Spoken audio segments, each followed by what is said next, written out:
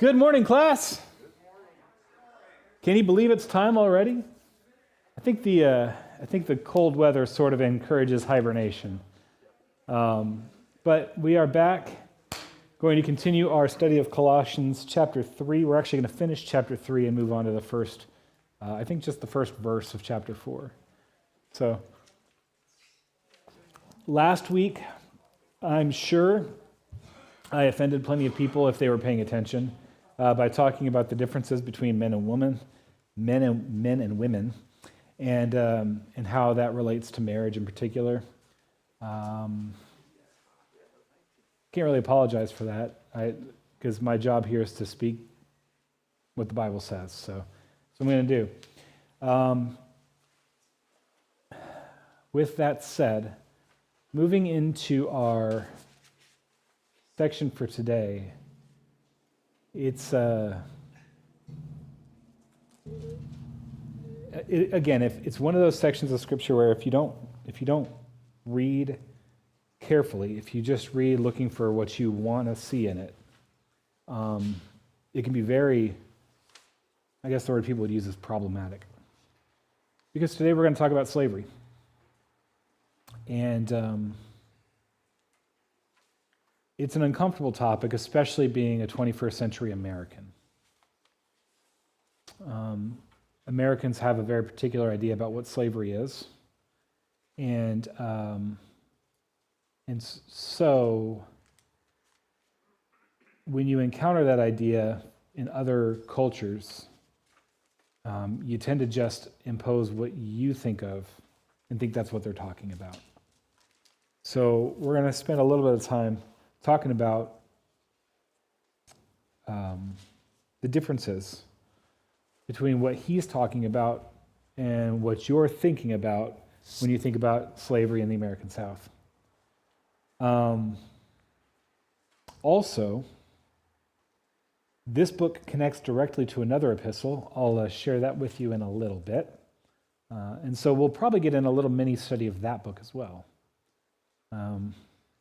Probably. We'll see how the time shapes up. So, going back to the top, because we like to start with a little bit of review. I like to start with a little review because I don't assume that you guys memorized everything I said. Correct me if I'm wrong. Okay. So, last week, we were talking about the Christian household. We talked about husbands and wives, parents and children. There are some strong commands to husbands and wives, parents and children. And they are, for the most part, simple commands, not very much like, there isn't a lot of softening or complicating the commands. They're pretty direct. So, wives, submit to your husbands. Husbands, love your wives. Children, obey your parents. Parents, fathers in particular, don't embitter your children. Now, whatever you might feel about those particular mandates, I think if you can picture a family who manages to pull that off, probably a pretty healthy home. But it's not a healthy home if only half of the people are upholding their obligations. For instance, if a wife submits to her husband, but a husband does not love his wife, that is not a good situation. If a husband loves his wife, but the wife is constantly bucking him, that is also not a good situation. If children obey their parents, but parents grind their children into dust, not a good situation. If parents are loving and tender with their children, but their children won't behave, not a good situation, right? So the idea in this family unit is one of mutual responsibilities, one of mutual obligations. You could even say, in a sense, although this isn't quite right, reciprocation, right? So that there's balance.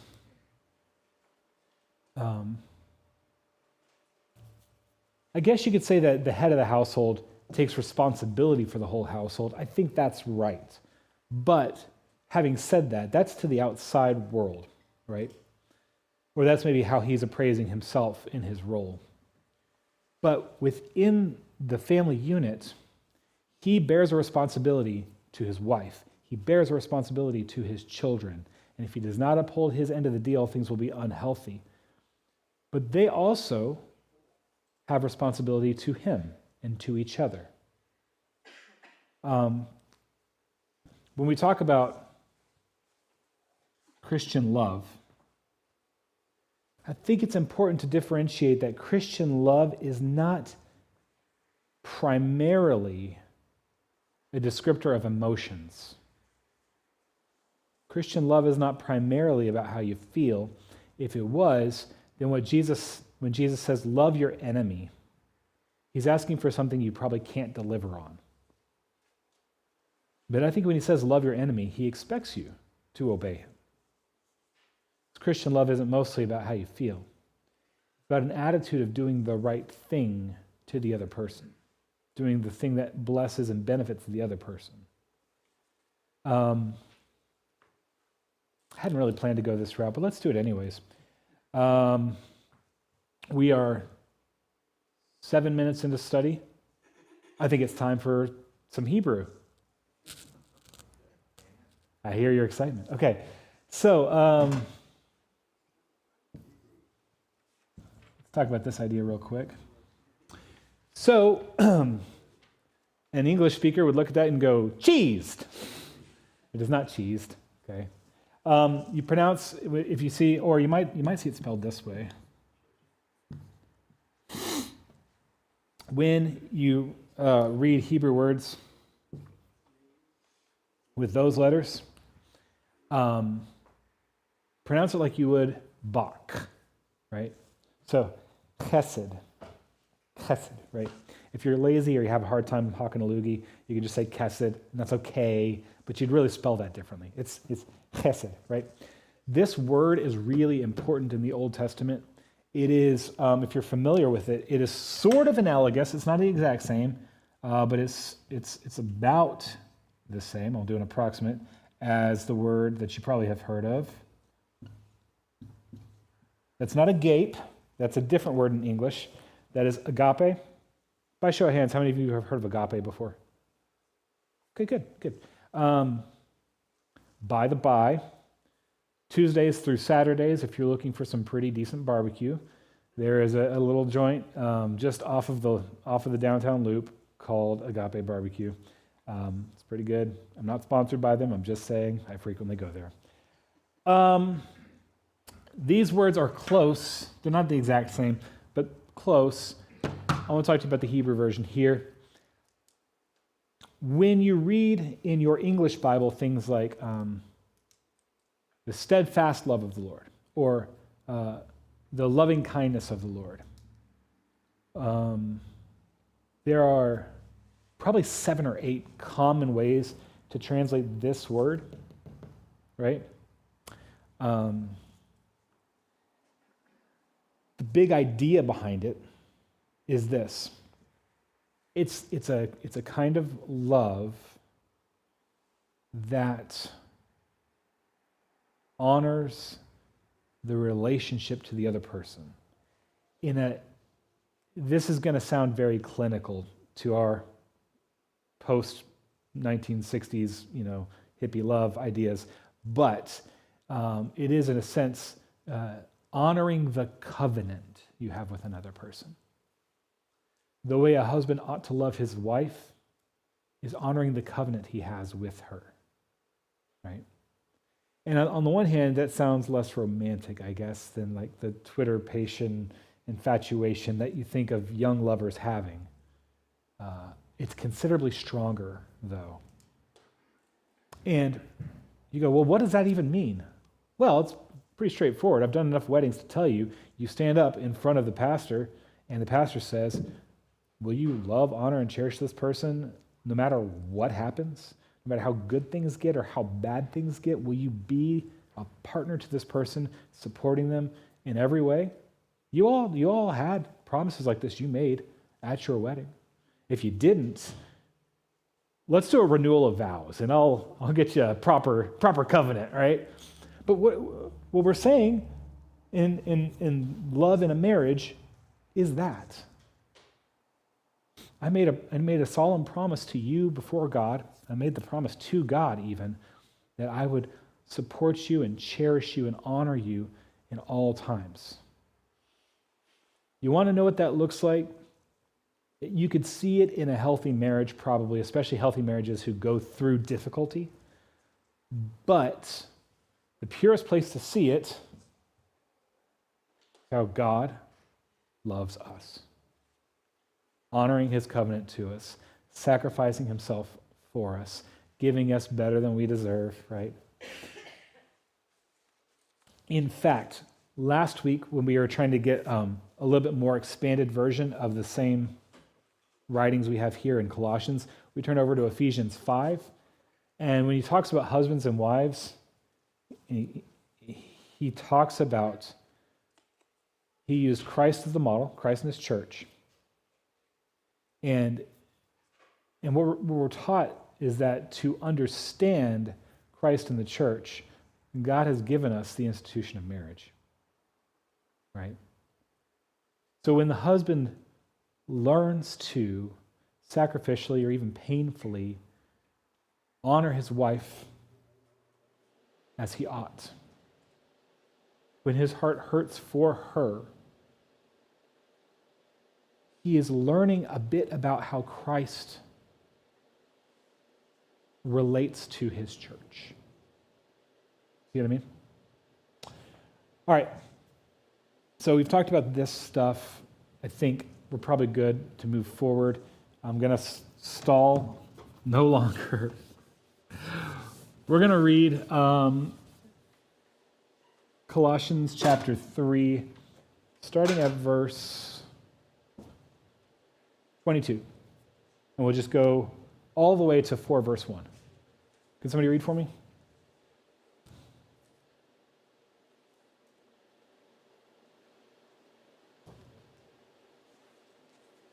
Go for it, Clay. Slaves, obey your earthly masters in everything, and do it not only when their eye is on you and the curry their favor, but with sincerity of heart and reverence for the Lord. Whatever you do, work at it with all your heart, as working for the Lord, not for human masters, since you know that you will receive an inheritance from the Lord as a reward. It is the Lord Christ you are serving. Anyone who does wrong will be repaid for their wrongs, and there is no favoritism. 4 verse 1.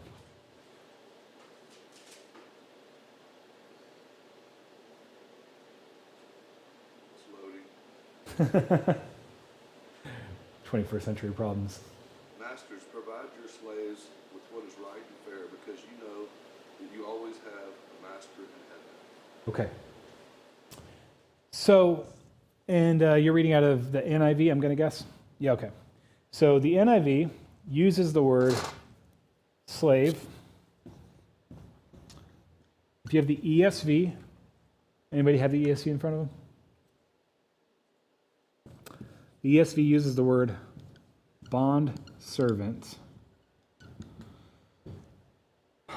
The Greek is, I know you wanted to know that. I spent money on that seminary degree. I gotta use it, okay?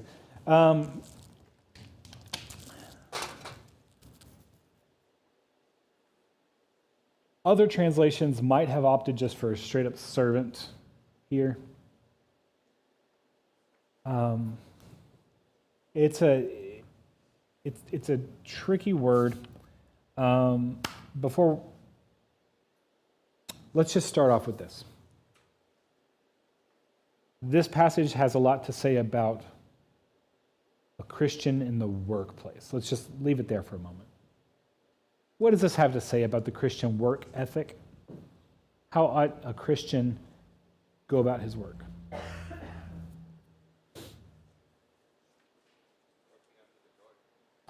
Okay. What does that mean?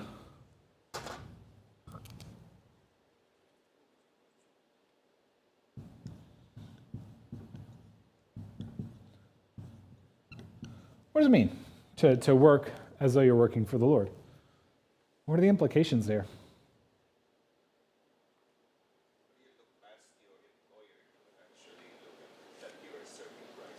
Okay, so in the first place, let's just imagine, and you're not wrong to imagine it this way, that your boss is God. A lot of people acknowledge that's true for me. It's also true for you, right? It just may not be as obvious. Okay, but what are the implications? If God is your boss, what does that mean about the work you do? What does that mean about your attitude? I mean, help me out. How would it be different if God is your boss compared to some other guy or gal? More authority. Okay, so has more authority. Good. Love relationship. Okay, so you're in a relationship of love. If you cut corners at work, does your boss know? Probably not. Depends on how good you are at hiding it, right? He may know, he may not know. Does God know?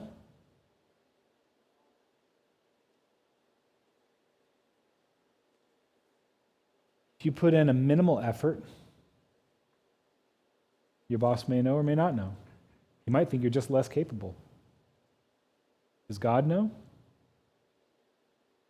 God knows what you're capable of even better than you do.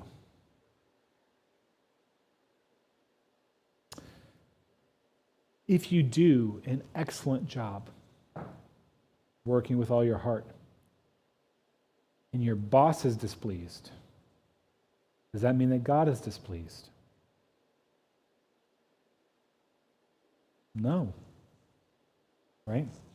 It is possible to have a bad boss. And in that situation, the work environment will be very difficult for you. But there is consolation to be found in the opinion of that human is less important than the opinion of God the Father for whom you actually are working. But why? What's the point of this? Why does God care if you do a good job? Why does God care what your attitude is? Why does God care if you cut corners at the widget factory? How many people are going to be saved by high-quality widgets?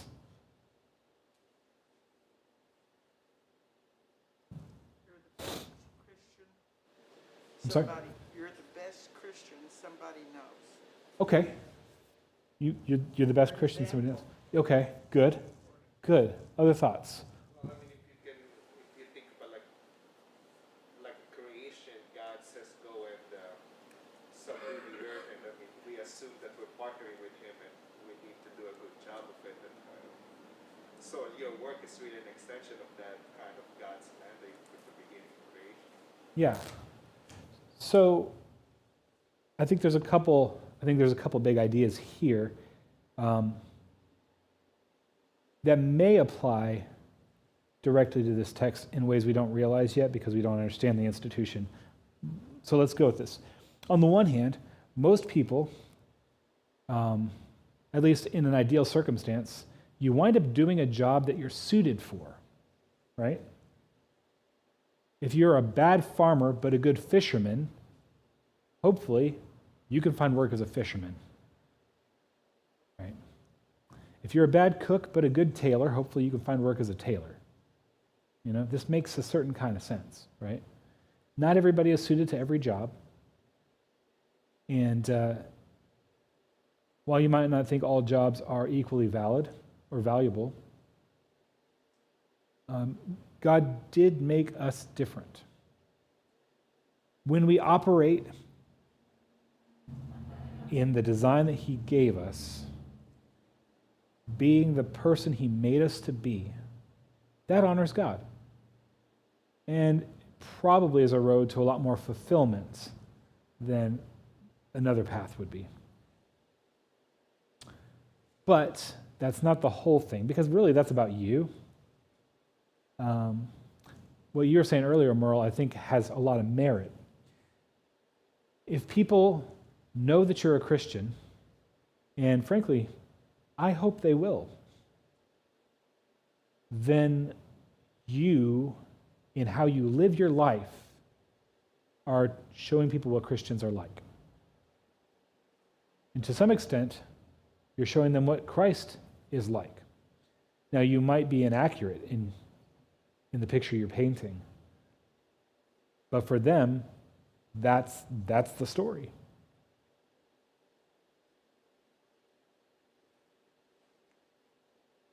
A lot of how we live our Christian life and a lot of the law, how it applies to the Christian, is less about your good life and more about your witness to Christ to the world.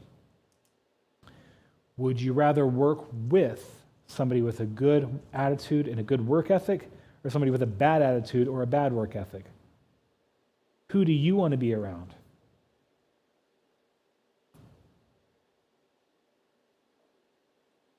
This is not rhetorical. Who do you want to be around? A good worker or a lazy worker? Who do you want to befriend? So I do think that this witness to Christ is a big part of why this work ethic is important. And when we work for the Lord, right? Even if that job is vacuuming carpets, right? Or whatever it might be. When you work to glorify the Lord, He accepts that. He says, well done. Thank you. Now, and this, I love this, verse 23 and 24. Whatever you do, work heartily as for the Lord and not for men, knowing that from the Lord you will receive the inheritance as your reward. What does that mean? Well, it means that your earthly boss may not give you the recognition or the compensation that you deserve. And here's the big key, the key that runs counter to worldly wisdom. If he does not, that's okay. That's not why you were working in the first place. But Pastor, I got a job to provide for my family. I am working for that paycheck. Makes sense.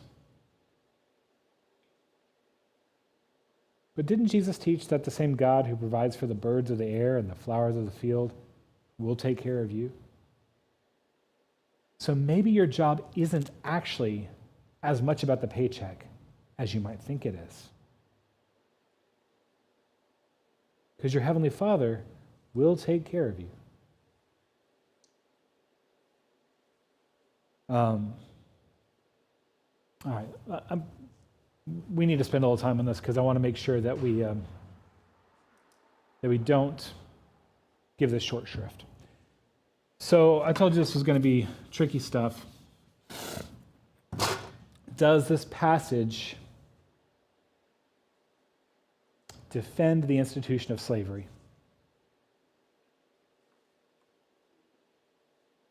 As a 21st century American, I can say with bold confidence that slavery is wrong and no man should own another. Say that without equivocation. It is worth knowing, though, that what they're talking about here and what we're thinking about from our own history are not, they're hardly the same thing at all. So let's talk a little bit about this. Let's start with, let's talk about the Torah and the Old Testament law regarding slavery. As with all the Old Testament law, there's a bit of density to it, because things get spelled out fairly explicitly in many cases. Handling small details. I'd like to speak in broad brushstrokes if that's okay. Generally speaking, there were mechanisms for people to become slaves in the law, and there were laws about how slaves must be treated. Firstly, you should know, at a basic level, if you become a slave, you get set free in 6 or 7 years. There is no such thing as lifetime involuntary slavery in the Old Testament law. There is an exception that won't make sense straight away. I'll just list it out to you, though. The exception goes something like this. If, when a person's term of slavery is coming to an end, they love their master and don't want to leave their house, they can ask to be made a permanent slave.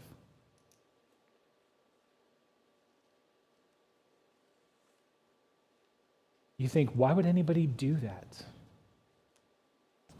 Well, it would help to understand the way that people wound up in slavery in the first place and the laws around how slaves were to be treated. So, slavery in the Old Testament frequently had to do with financial straits. Okay? Someone was poor, maybe their family was starving, they could sell themselves to a richer person, saying, I'm going to give you a duration of my dedicated work. They received compensation, and the person who took them in provided for them. And you know those laws about eye for an eye and tooth for a tooth? About, if somebody damages you, you have a right to compensation equal to the damage that they've done. There were laws that protected slaves such that if they received damage in the course of their work for their master, they were to be set free. So the idea you have about slaves being whipped or killed in their service as if it's no big deal, that's not the way they were treated in Old Testament law. They were treated as people. And if a slave runs away from their master, guess what?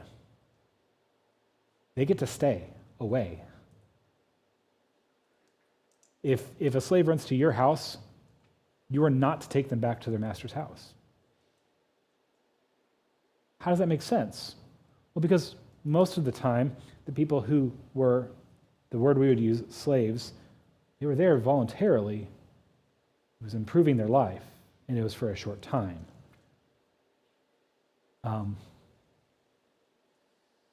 A word like bondservant really might be more fitting than slave, because when we think about this, we think about the permanent ownership of people. And this is more like, I'm just contractually a member of your family for a while. Low status, granted, but the person that I'm serving, providing me food and clothing, providing me a home, giving me a compensation for my work.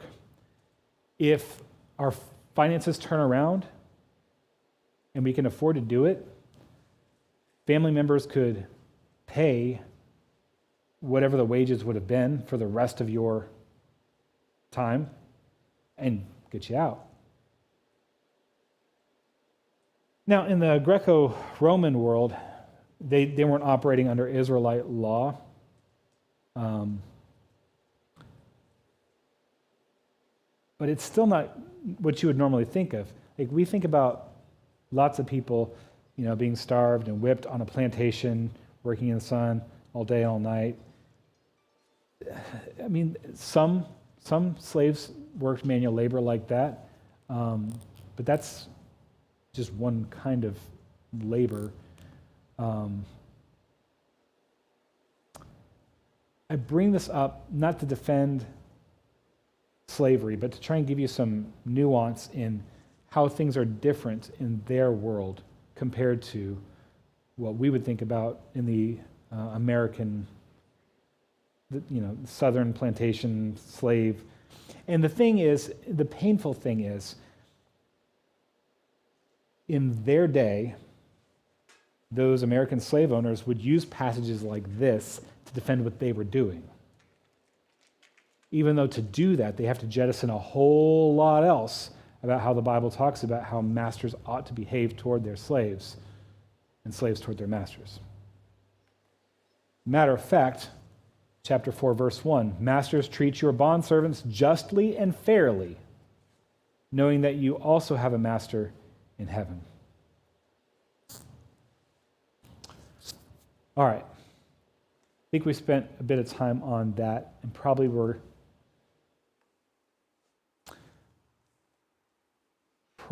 I think we can move along from there. I want to mention something else. There's an epistle in our New Testament that sometimes people point to as being a defense of slavery, and that is the book of Philemon. By show of hands, with no guilt, any of y'all read Philemon? It's only one chapter. It doesn't last very long.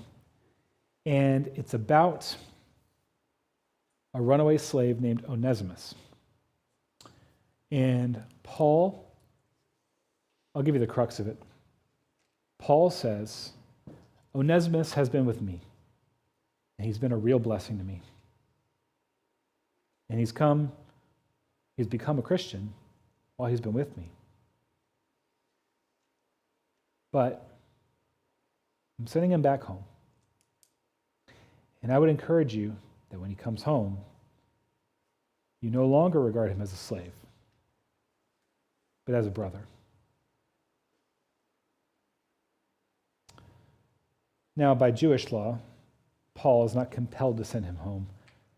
By Roman law, I'm not sure, because I didn't spend as much time reading about Roman law, because that didn't come from God.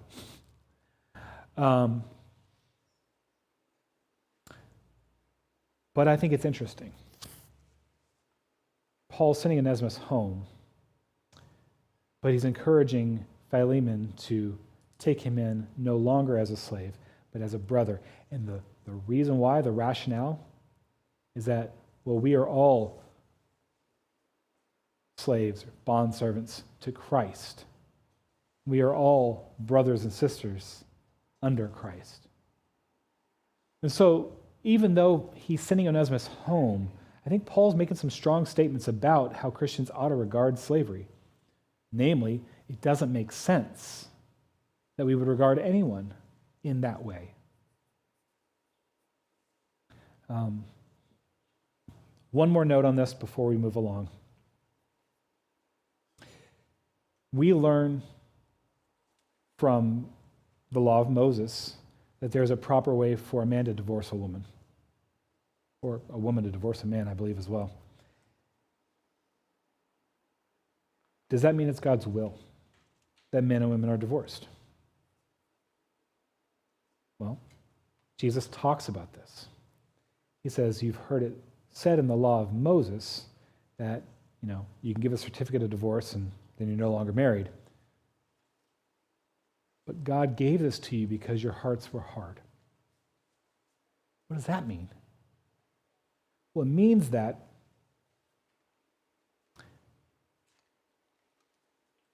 let me go back to eye for an eye, and then we'll bring it to divorce, and we'll bring it to slavery. Eye for an eye and tooth for a tooth comes from Old Testament law. It's available other places in the world too, but it is in the Old Testament law. Why? Does God desire that a man who is injured should injure another? Is that God's desire? No. The reason for this law is so that when a man pokes out your eye, you don't kill him. Or if a man kills a family member of yours, you don't kill his family. The idea here is that men are wicked. They desire something like justice, but by saying this and no more, It's putting a limit, one would say a just limit, on how far retribution can go. Namely, you can get back the value of what was taken from you. You can contrast this in the days leading up to Noah's Ark.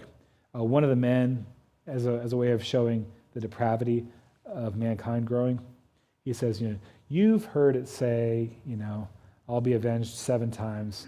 Yeah, but for me, I'll be avenged 77 times, right? Like his point is, hurt me a little, I'll hurt you a lot. So we get this law saying, no, we're going to limit the damage. Same thing with divorce. God didn't say divorce is okay because he desires divorce. He said, I'm going to try and limit the damage when these things fall apart. I would rather they don't fall apart at all. But I'm going to try and limit the damage because people are broken and messed up.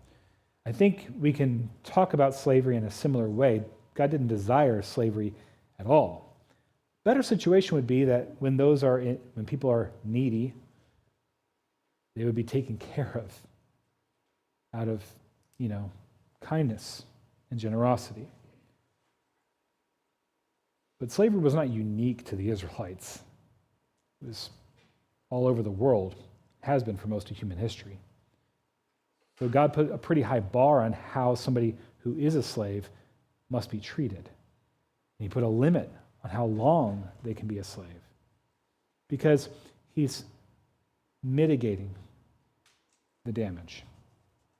But as we saw with eye for an eye and tooth for tooth, as we saw in divorce, so I think we see in Christ that this idea of slavery really has no place in the Christian life. Right? It needs to be set aside for something better, which is brotherhood amongst men. Have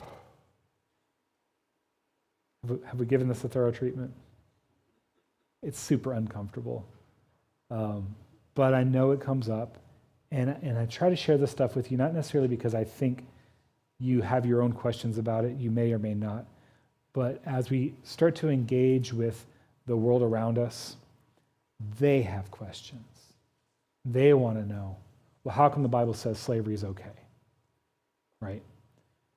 And so I want you to understand, first off, I don't want to be a people who defend the idea of slavery, but I also want to be sure that we understand that what he was talking about in, let's say, sending Onesimus back home is not the same thing as what people often picture, from our own history in this country. That all being said, I think we can say, no, the Bible does not encourage slavery. The Bible had some laws to limit the abuses and damages of slavery and to put limits on how long somebody could be a slave, because it's not good or right. But we were talking about the Christian home and the mutual responsibilities that husbands have to wives and wives have to husbands, children to parents, parents to children. This is in the same breath. Bondservants, work for your masters as if working for the Lord. Now it's interesting that in this case, although it's true, I think, in all of them, in this case, he's being explicit to say, when you think about your obligations to your master, look past the man. Look to God. It's really from God's hand that you'll receive your wages. It's really from God's hand that you'll be blessed. It's really God's opinion that you should care about. But likewise, and I think this is a nice, clever is not right, wise move to make. Masters, treat your bondservants justly and fairly, knowing that you also have a master in heaven. What does that mean about the master of the bondservant? He himself is a bondservant. He himself is a slave whose master is in heaven.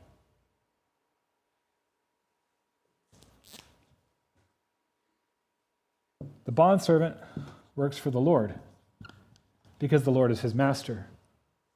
The master treats the bondservant with fairness because he is also a bondservant to the Lord.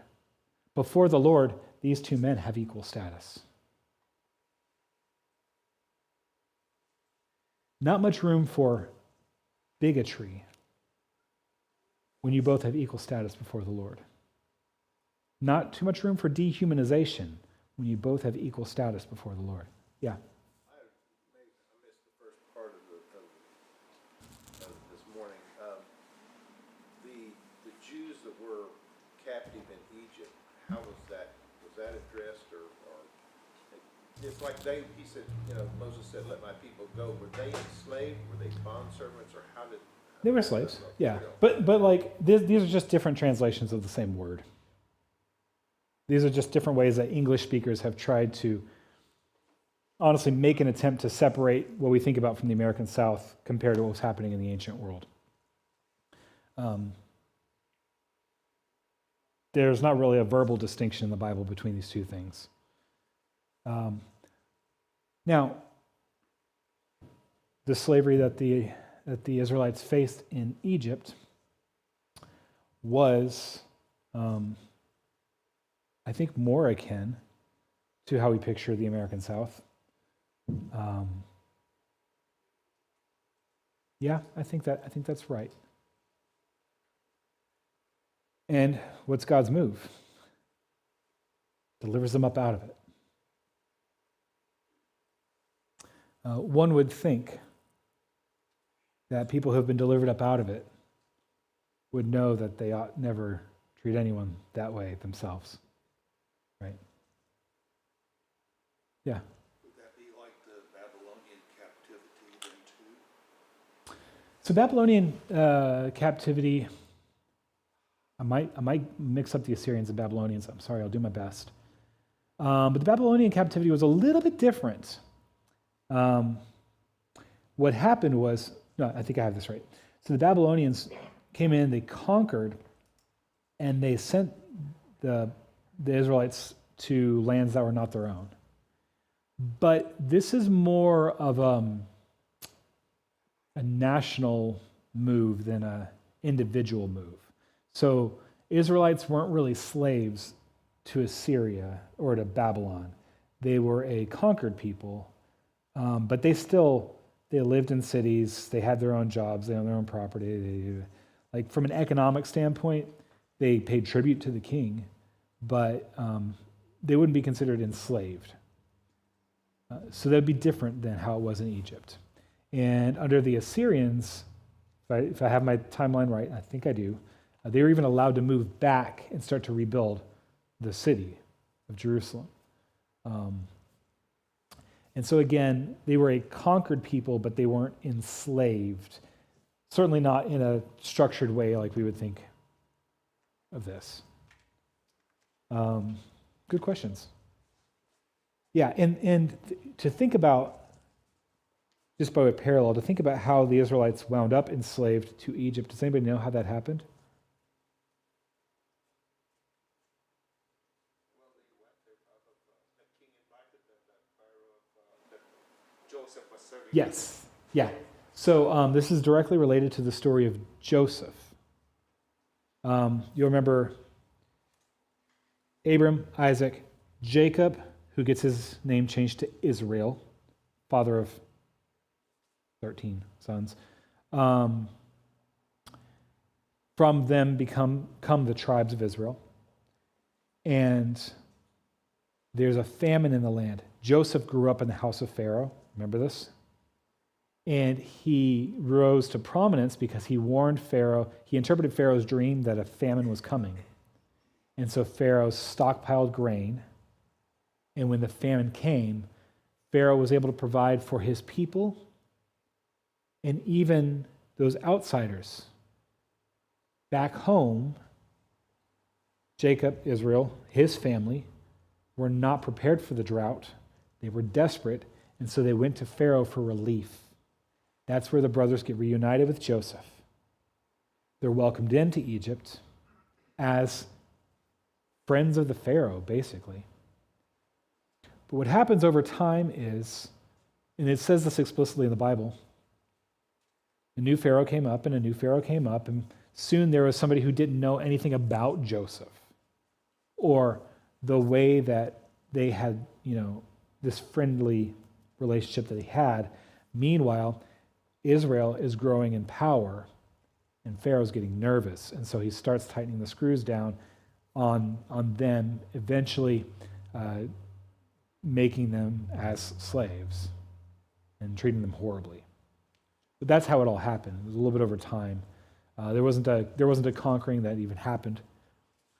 Warfare is one of the ways that slaves often were taken captive. This was not a common thing for the Israelites. So when you think about Old Testament law, that's not really a common application of slavery in the Old Testament. Okay, so all men are of equal standing before the Lord. We have mutual responsibilities one to another, right? So the slave ought to be, the Christian slave ought to be the best worker in the household because he's less interested in pleasing this guy as he is pleasing the Lord, who knows both intentions, who sees all the details. Master likewise needs to treat this man with kindness and fairness the way that he wants God to treat him, because they're both bondservants before the Lord. All right, brief talk about Philemon. So when I talk to you about Onesimus, we will, maybe next week, read that name in Colossians. That whole Philemon thing, these are people in the same congregation that he's writing to right now. So when you read these words about what bondservants ought to do and what masters ought to do, guess what? He is addressing directly the same people that you read about in Philemon. And so I think he's making a pretty strong case that if you're in a situation where you're a bond servant, work with gusto. Work with fervor for the Lord. But when you get down to it, this relationship doesn't really make sense because we all serve the Lord. He is our master. So, Philemon, when Onesimus comes home, I'm sending him home. Embrace him as a brother and not as a slave. Does that mean that Onesimus' job will change? Maybe not. Does it mean that their relationship should change? Absolutely. Okay. I think we have plumbed the depths of this sufficiently, I hope. Do you have any outstanding questions? I don't want to cut this off if you do. Okay. So next week we'll move on. We'll hopefully, I know we have a bit of mileage left in the book, but a lot of it's sort of personal addresses from Paul to individuals. So I'll spend a little time this week looking it over. I think there's a good chance we can finish up next week. Your incredulity is well earned, I know, but it might happen all the same. Thank you so much for hanging in with me for a very difficult talk. It'll be easier next week, I promise. Stick around. We got church coming up in 11 or 12 minutes. See you there.